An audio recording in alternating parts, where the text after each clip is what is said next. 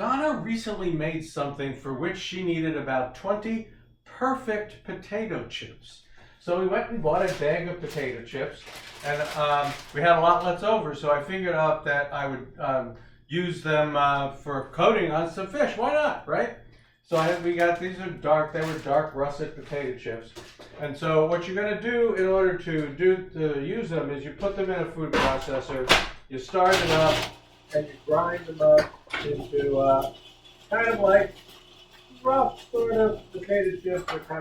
They're kind of a breadcrumb thing. I've already done that with a bunch of this stuff, so that's what we're going to start with. We're going to put into that, this is like 4 teaspoons of fish seasoning.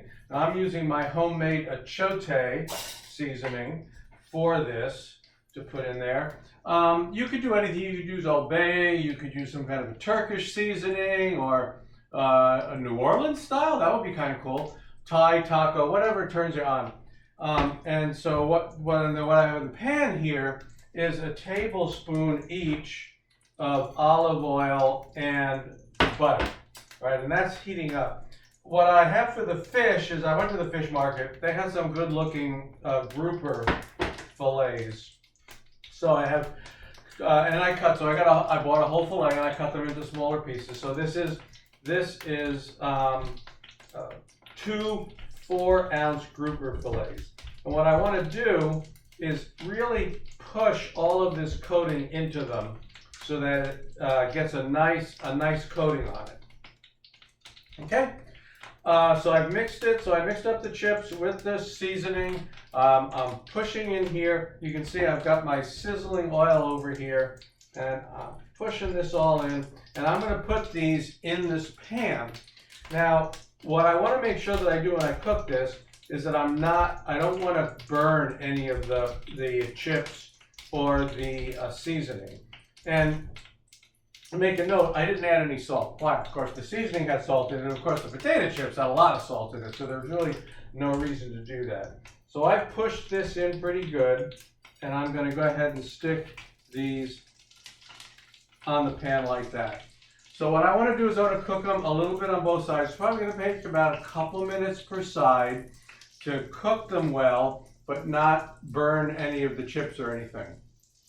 When I come back, we're going to check the temperature because I'm headed to 140 degrees. If I need to put them into an oven, I have an oven already set up for 400 degrees Fahrenheit, and I'll check the temperature with my trusty thermometer here, and depending on what it is, I'll decide whether it needs to finish in the oven or it's basically done.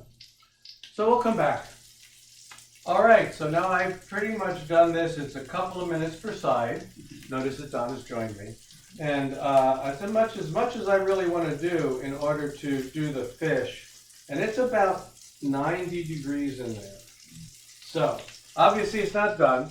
I don't want to continue to fry this because it's going to start burning the chips and, right. and stuff. So I'm going to stick this in the oven that I have ready behind me at 400 degrees, and I'll keep track of it. And when it gets to 140, I'll pull it out, and then we'll come back again. Yeah, and it won't take long. No. All right, so it didn't take that long in the oven. It took just a few more minutes. Cooked through very nicely. Why 400 degrees was that you want it to be a high temperature because you don't want to overcook and you want to dry it out. You don't want to, okay. So you want to cook it quickly. Right. So why don't you give that a taste? What we're aiming for here is you want to combine that slightly sweet flavor of the fresh grouper. We got the crunchy potato chips, crust, and then this kind of earthy, peppery, subtly smoky notes that you would get from an achiote seasoning. So I imagine it's pretty hot. But what do you think?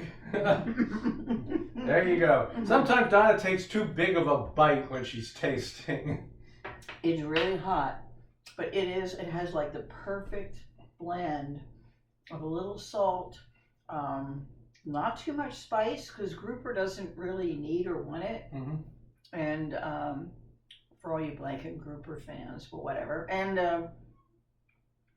And it does have that little smoky touch from the achiote seasoning. The grouper, by the way, is cooked absolutely perfectly. Okay. And so that is how to cook it. Yeah. And I mentioned this is gluten-free topping, folks, for those Good of you point. who are, don't Right. want to crust your stuff in Yeah, that's a good flour point. and You can eggs have a and whatnot. crust and not and it's gluten free Yes. and still get that nice crusty taste. Nice point. Thank you very much. And we're going to see you next time